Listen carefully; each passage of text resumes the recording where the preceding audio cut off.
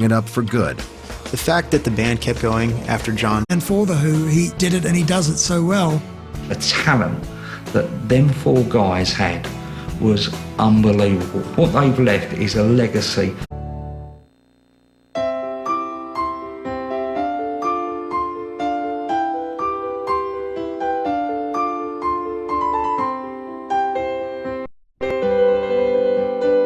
I'm sailing away,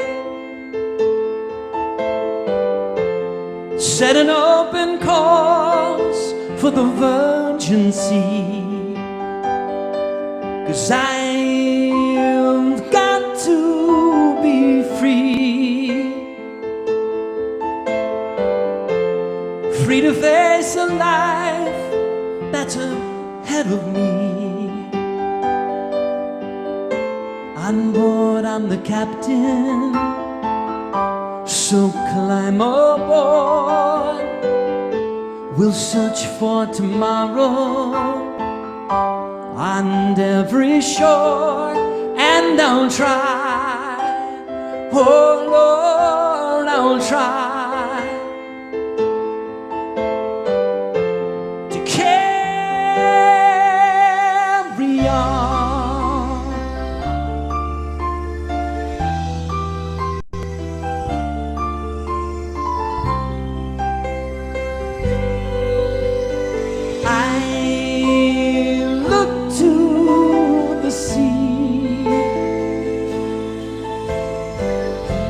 Reflections in the waves spark my memory. Some happy, some sad. I think of childhood friends and the dreams we had. We had dreams. We lived happily forever. So that story goes, but somehow we missed out on that pot of gold. But we'll try best that we can.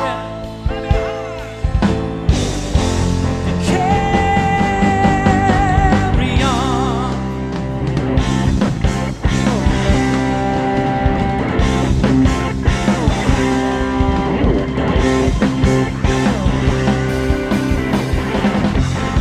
A gathering of angels appeared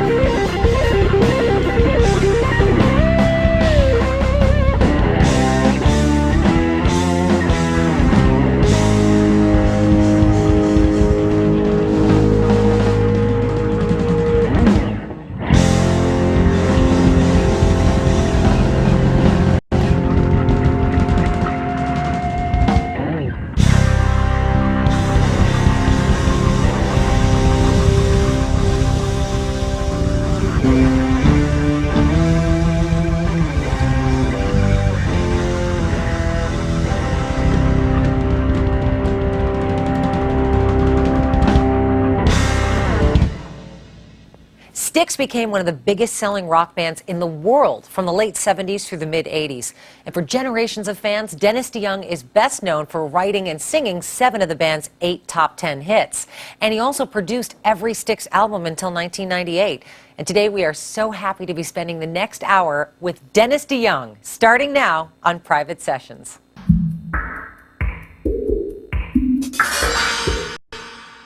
That was Dennis DeYoung performing one of his top hits, Come Sail Away. Dennis, welcome to the show. Come sail away. You guys! Come on. How are you? I got to tell you, man, how do you keep the vocals hitting those high notes? It's just amazing. Well, you know, I never did drugs, and I didn't smoke or drink, but Lynn, I found that if you, for me, it's thong underwear, 3 sizes too small. And then, if that doesn't work, wet them with a garden hose. Wow, that's a little more information than I thought I was going to get from Dennis DeYoung. It's enough. It's not ask that. You know, it's truthfully, I just think it's. I think it's dumb, stupid luck. Well, it's fabulous. Yeah. It really is. Now, listen, we have a thing on the show here. I don't know if you've watched the show before. Of course. Well, we like to surprise our guests and with questions from peers and surprise people. I have peers? Yes, you do. That's good. Not Let me have many, their names. not many. Did I get a list of the peers' names? But usually we do it kind of later in the show, kind of build up to it. But I just couldn't wait. I'm going to spring it on you. I'm going to spring it on you right now. I'm ready. Take a look. Hello.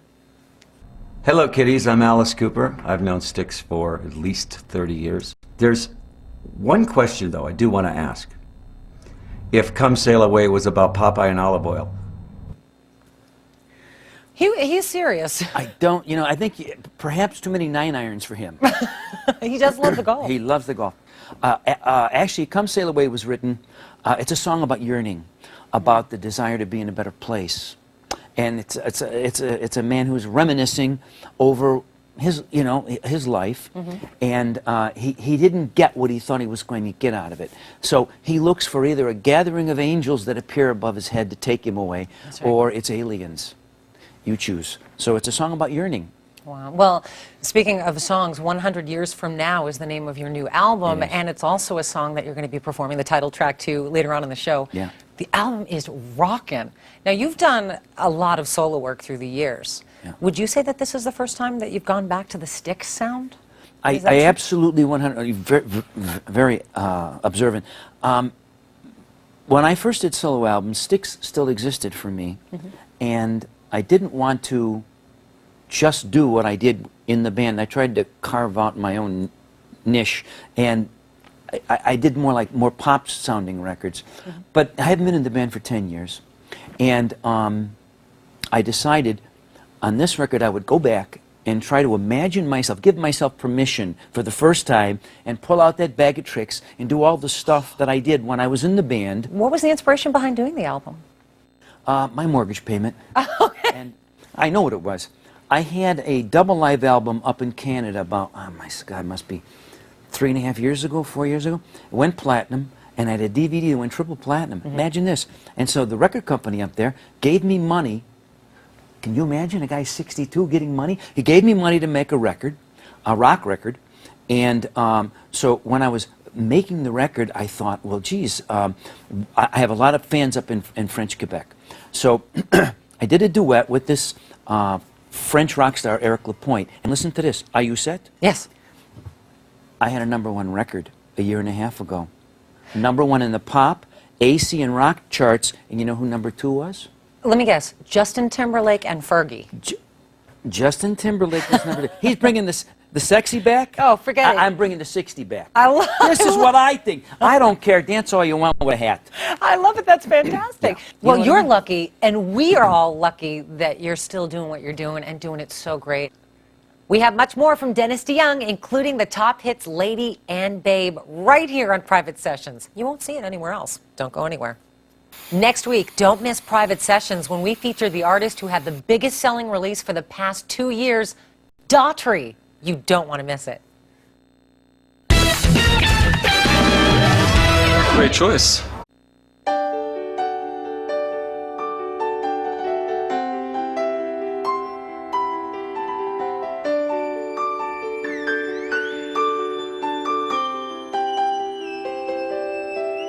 Lady, when you're with me, I'm smiling. lady, give me all your love.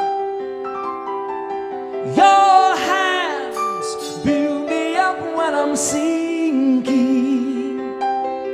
Just touch me and my troubles over.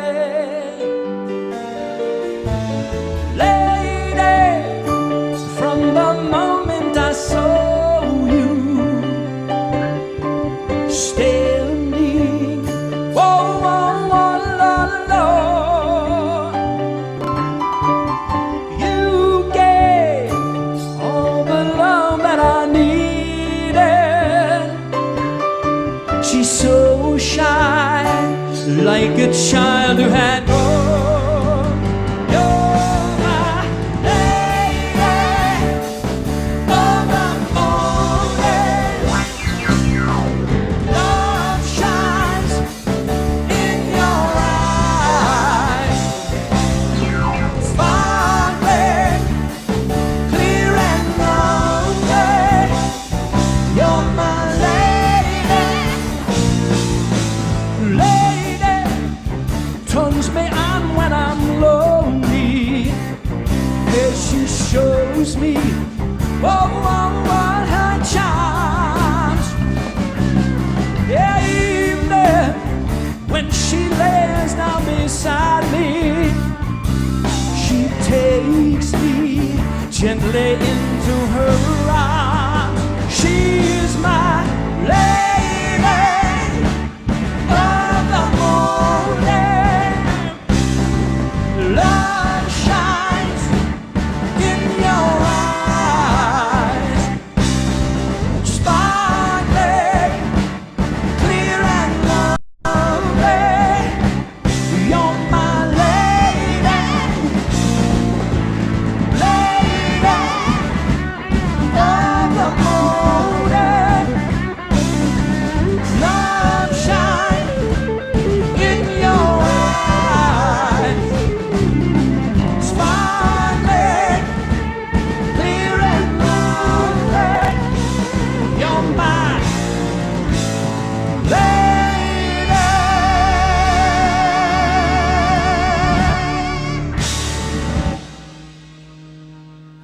That was Lady by Dennis DeYoung. Now, as a teenager growing up in Chicago, Dennis DeYoung formed Trio with his neighbors Chuck and John Panozzo, which after various incarnations turned into the multi-platinum selling band Styx.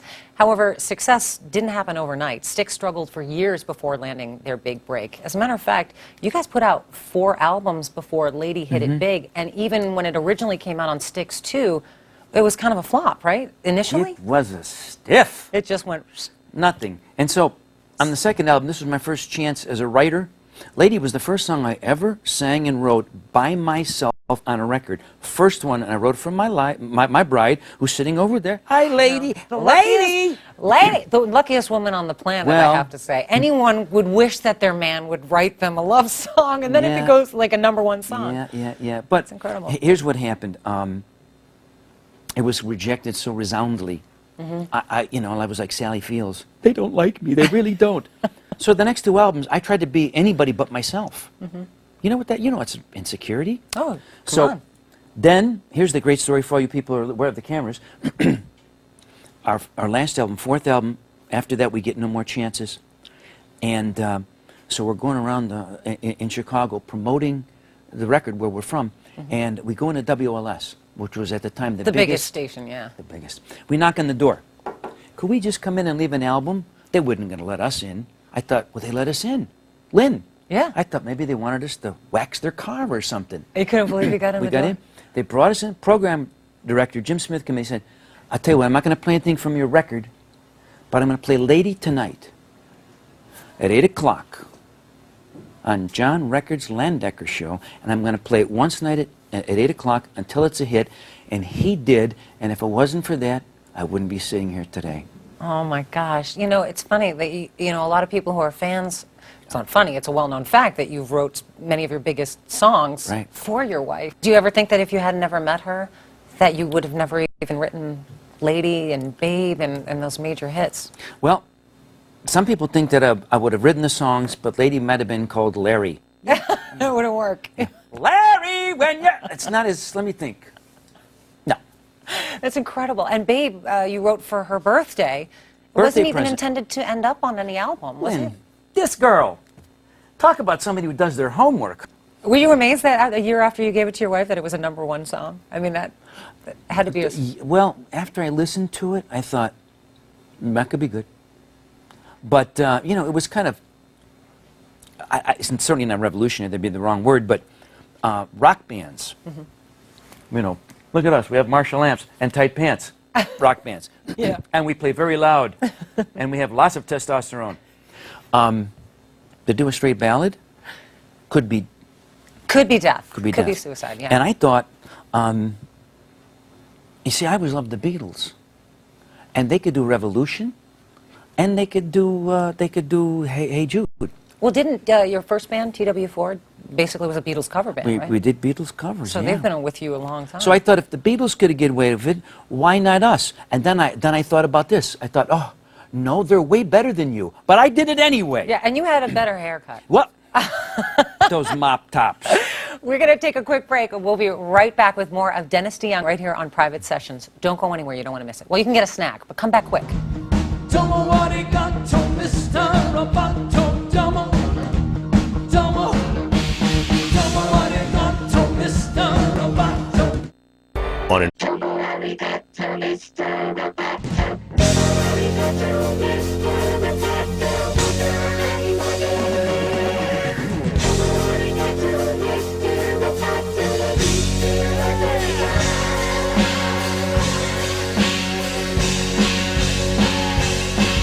You're wondering who I am. Secret, secret, I've got a secret.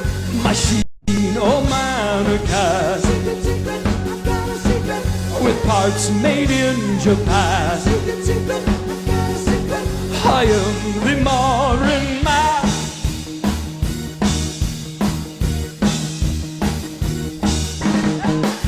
I've got the secret that I've been hiding under my skin. My heart is human, my blood is boiling, my brain IBM. So if you see me acting strangely, don't be surprised. I'm just a man who needed someone and somewhere to hide, to keep me alive, to keep me alive, somewhere to hide, to keep me alive. I'm not a robot without emotions. I'm not what you see. I've come to help you with your problems so we can be free. I'm not a hero. I'm not a savior. Forget what you know. I'm just a man whose circumstances went beyond his control, beyond my control. We all need control. Control. We all need control.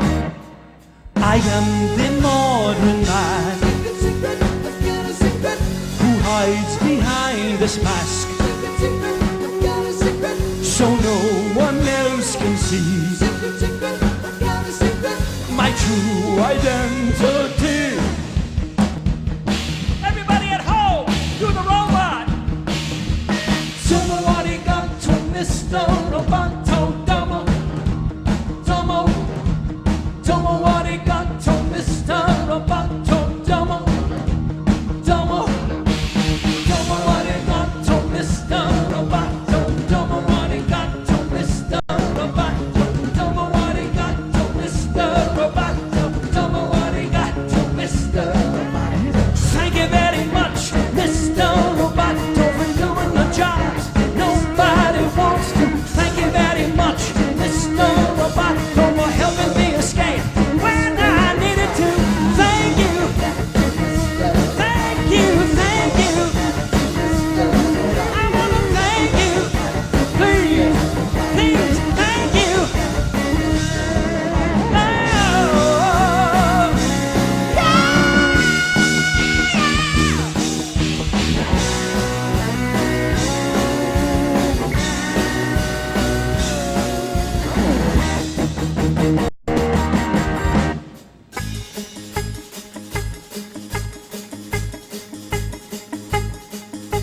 problems plain to see.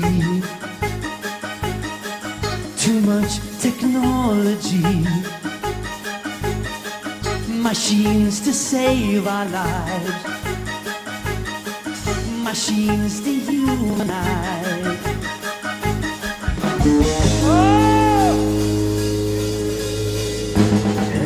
The time has come at last to throw away the smack. Now everyone can see my true identity. What's my name? Say it again. Who's your daddy? Shout it out. What's that man?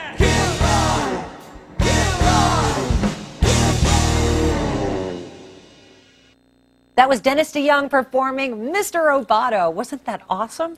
Now, Styx was one of the biggest bands in the U.S. during their heyday, even while various band members came and went to record solo projects. And Dennis DeYoung was with the band from the very beginning, even before the beginning, if that's possible, in 1970, until his departure in 1999. I want to know what some of your fondest memories are of playing with the biggest band. The U.S., maybe the world. You guys were famous all over the world. I can tell you, we talked about the lady thing, but we struggled for many years, playing behind ZZ and Aerosmith and Kiss, being, the special guest, and wondering if we were ever going to be the headliner. So we go up to Montreal to the Forum, and we're playing behind Bad Company, and we go out, we don't know anything. We're playing this song, Sweet Band in Blue.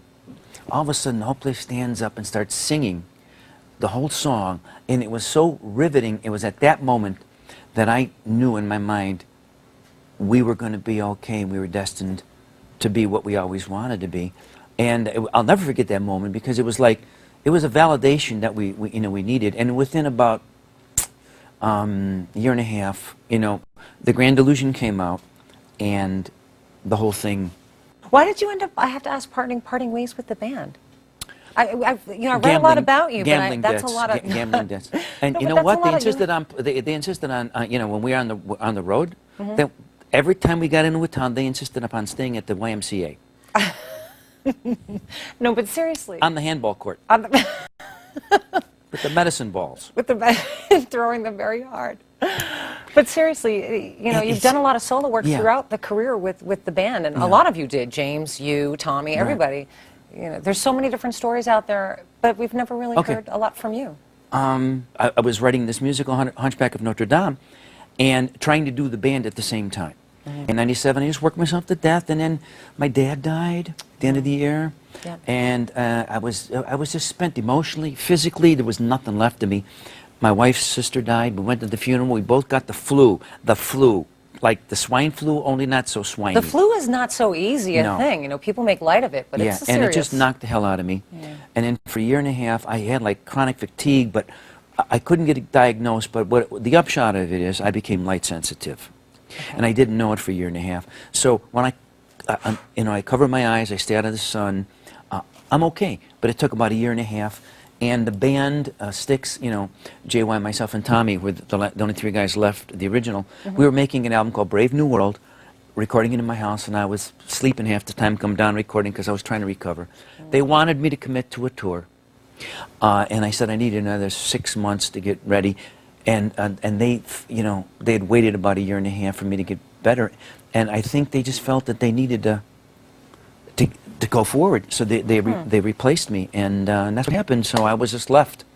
Interestingly enough, though, Styx from that point on. I failed to mention that Tommy Shaw's dog I'd beaten to death a couple times. Well, that so explains that played right. everything. Oh my gosh. See, it sounds. Yeah, right. That second part is not true, by the way. Well, Go ahead. honestly, how would you describe your relationship with them today? I mean, do you guys We don't have a communicate now? relationship. You don't? No, we don't have a I relationship, find that sadly. so... Yeah, I'd still be in the band if it were up to me. But I think Tommy and Jay Way are very happy, touring around and doing their thing. So. But the thing that I find the most interesting about this is that you have been a prolific songwriter, and you've put out many albums since then. Styx has only put out one. So how come they're called Styx and you're called the music of? You have to tour with the music of Styx. I don't quite.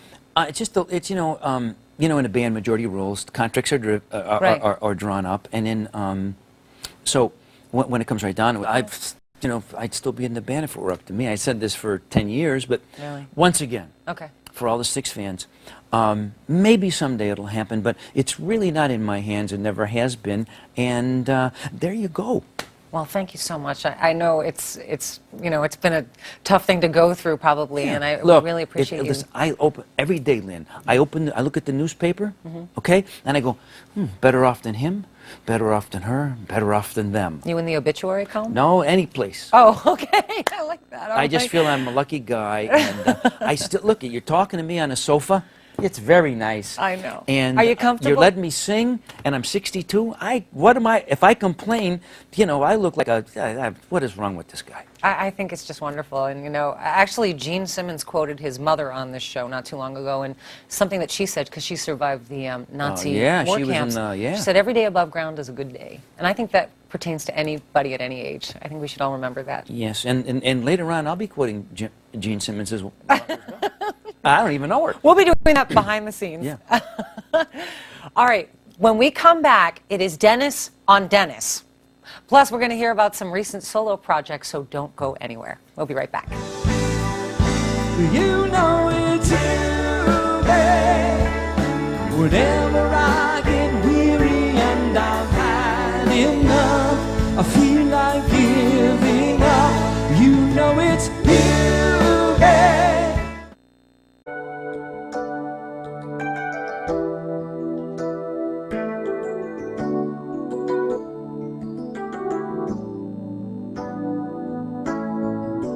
Babe, I'm leaving. I must be on my way. The time is drawing near. My train is going. I see it in your eyes. The love, the need, your tears. But I'll be lonely without you. I need your love to see me through. Please believe me, my heart is in your hands, 'cause I'll be missing you. You know it's you, babe. Whenever I get weary and I've had enough, I feel like giving up. You know it's you, babe. Giving me the courage and the strength I need. Please believe that it's true. Babe, I love you.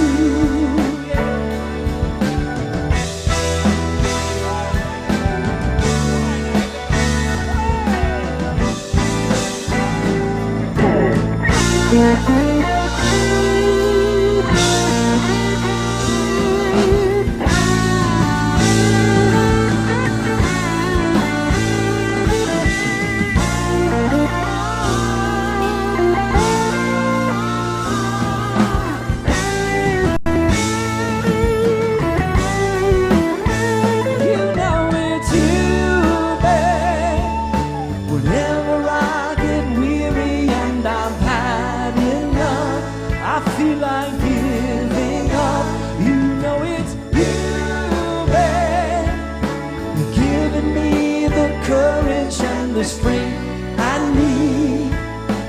Please believe that it's true. Babe, I love you.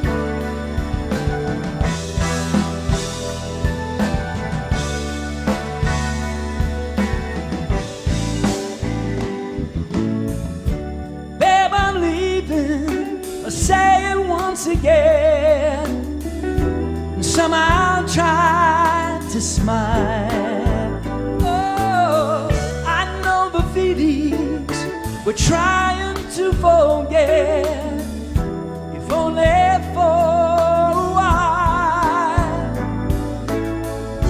'Cause I won't be lonely without you, and I will need your love to see me through. Please believe me, my heart is in your hands, 'cause I won't be missing you. Babe, I love you. Babe, I love you. Ooh, babe.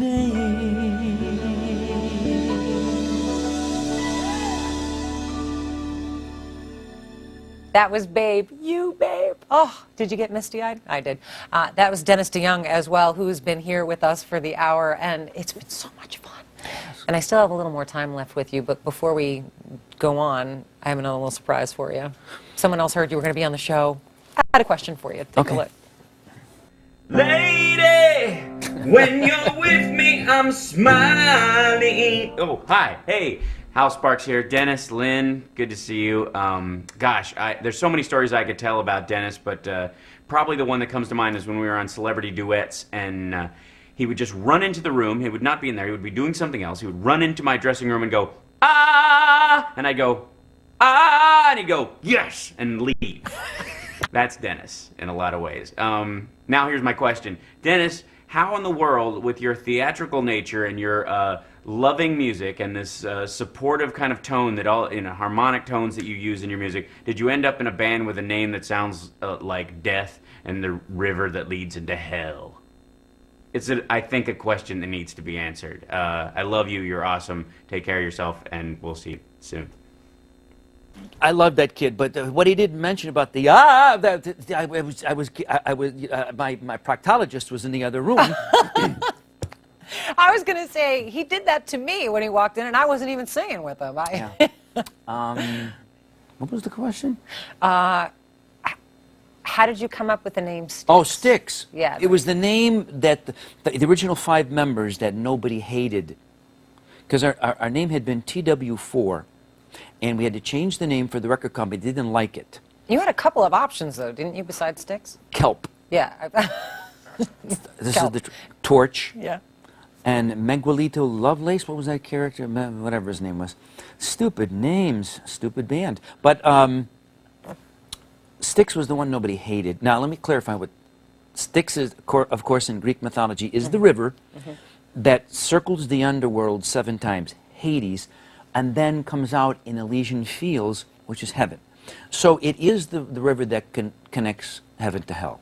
Okay. We had talked earlier, you're currently working on 101 Dalmatians, and I know that Hunchback of Notre Dame is actually in Chicago right now. Yeah. But you also, a couple of years ago, starred in a movie. You had your acting debut in The Perfect Man with Heather Locklear. Yeah. How was that for you? Because you played a lounge singer in a band called Kilroy. Yeah.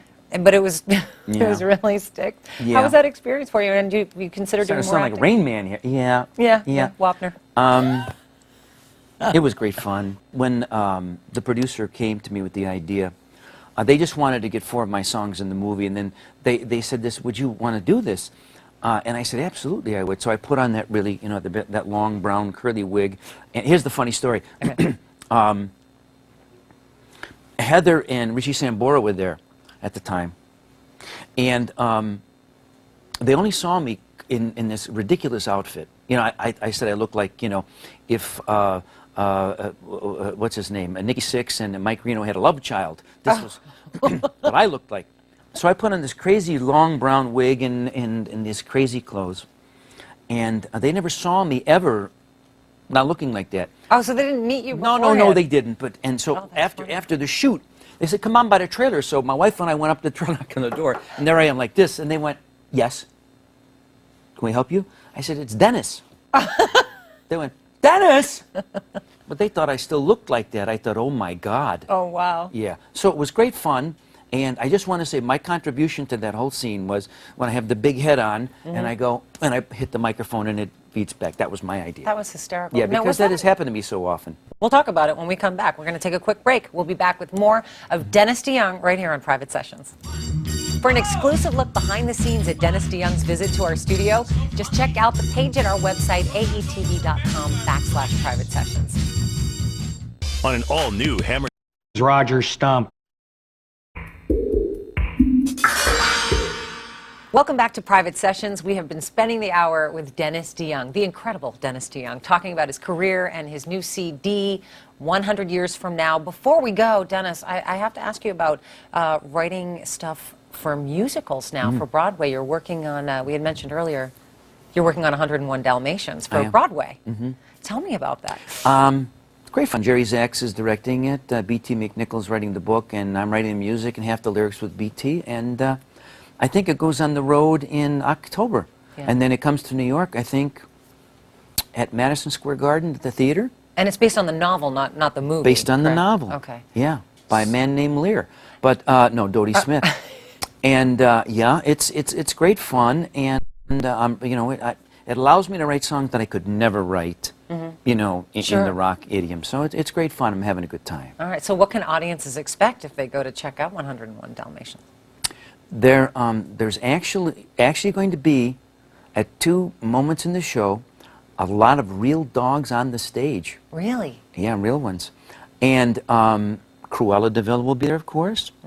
And I think we're bringing in Alphaba from Wicked just to boost ticket sales. I like that. That's not a bad idea. Yeah. We're going to paint all the dogs green. Hey, it worked once. Was it different for you working on a Broadway musical versus doing like an album, one of your solo albums? Broadway musicals, the reason so many of them are crummy and stinky, go, ooh, I hate that, is because they really are the hardest, in my opinion, the hardest form of entertainment in the world, because it combines story, song, dance, lighting, lyric, everything, acting in real time. But you're used to that sort of stuff because you've been blending all different things together for so long, being the producer of... Yeah, but listen, I'm telling you right now, suddenly in the middle of the show, Pongo, the main dog, can go, Cleveland, you rock! And things get slow. That's right. You're not doing that. Rock stars can always, you know, spit water. That's right. You know. Breathe fire, you know. Something. There's always something stupid they can do. They do.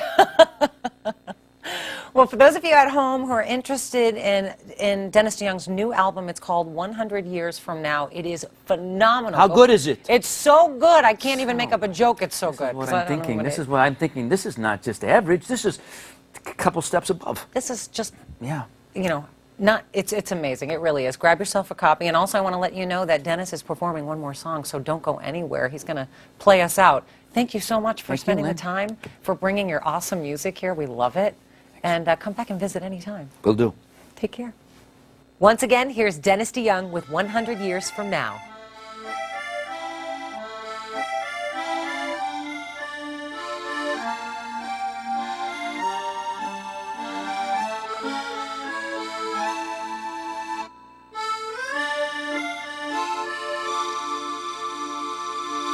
Tell me, how do we begin this tragic tale, when centuries of fear and hate have left a bloody trail?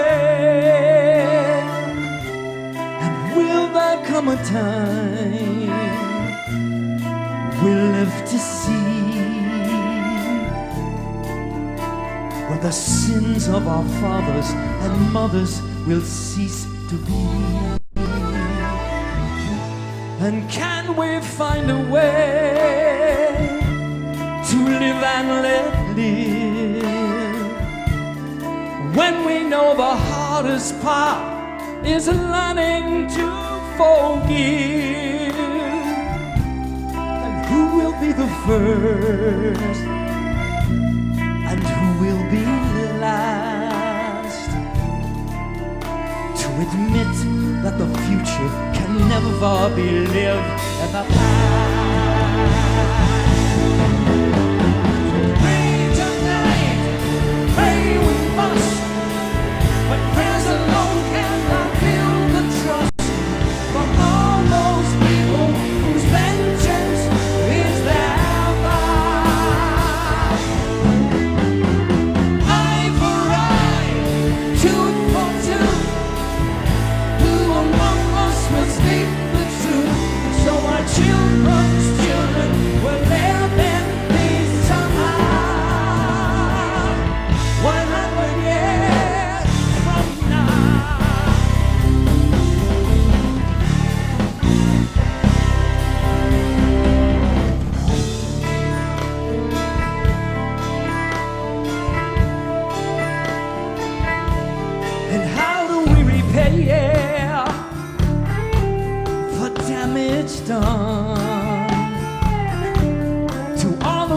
who've known the loss of daughters and of sons. And can we really feel our mother's pain while the killing continues from Adam and Abel to Cain? Eye for eye, tooth for tooth. Who among us will speak the truth? So our children's children will live in peace somehow. 100 years from now.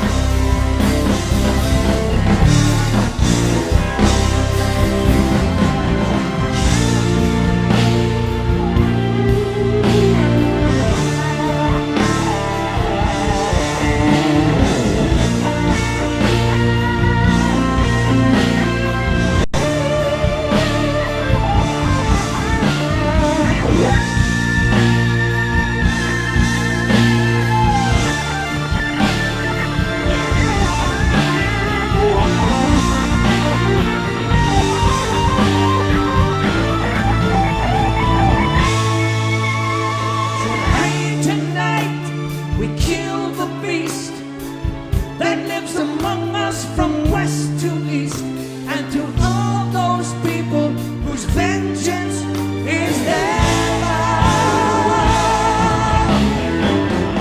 Eye for eye, tooth for tooth. Who among us will speak the truth? So our children's children will live in peace somehow. 100 years from now.